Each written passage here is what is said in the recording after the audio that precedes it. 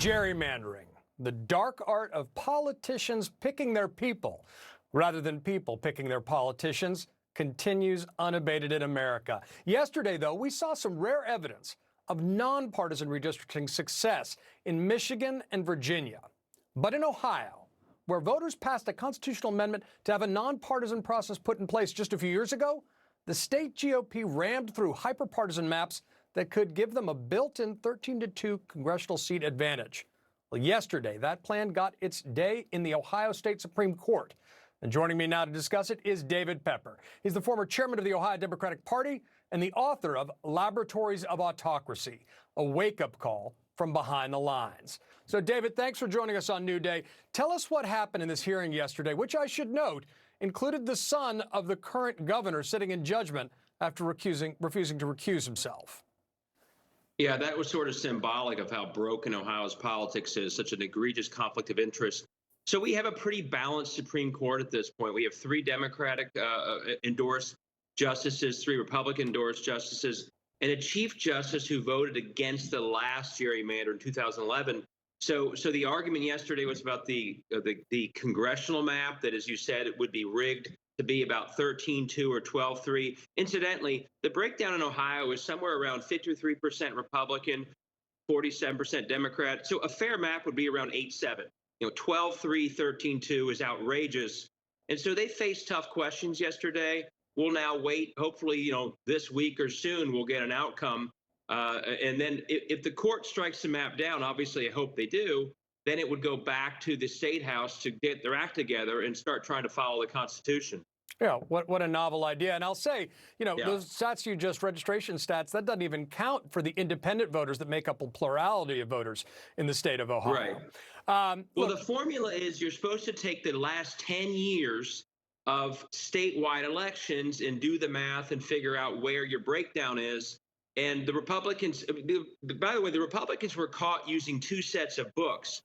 Internally, they had data that showed them that this was a really good map for them. But then they would present public numbers that they actually weren't using to make it sound like it was competitive. And the briefs from the people challenging the map showed that they were literally using public books to make it look good, private books to assure all these congressmen, don't worry, we got you taken care of. Shameless. And I think that's one of the biggest problems they face in front of the Ohio Supreme Court is they were basically lying to the public about what the map would actually do.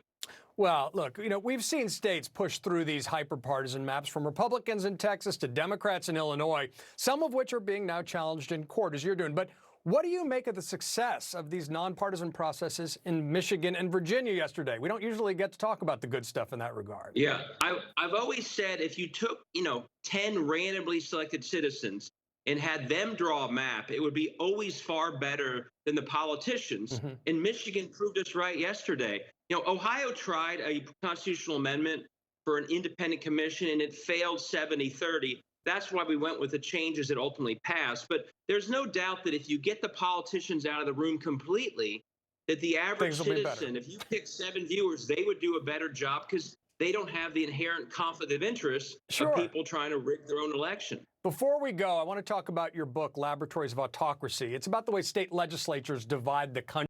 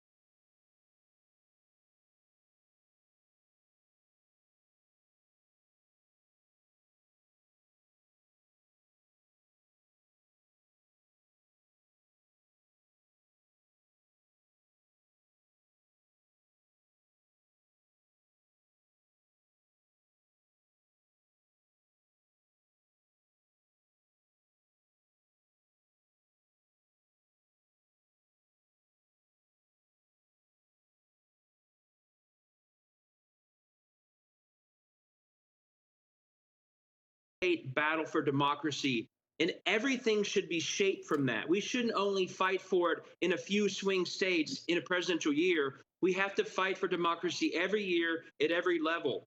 And every day. School board, state house, you Dave name Pepper? it. The people fighting democracy are We're doing gonna have it to leave every it there, year David. all over the country. We're going to have to leave it there, but you're dead right. Decisions are made by people who show up. Thank you so much for joining us, David. Thanks, John. Be well.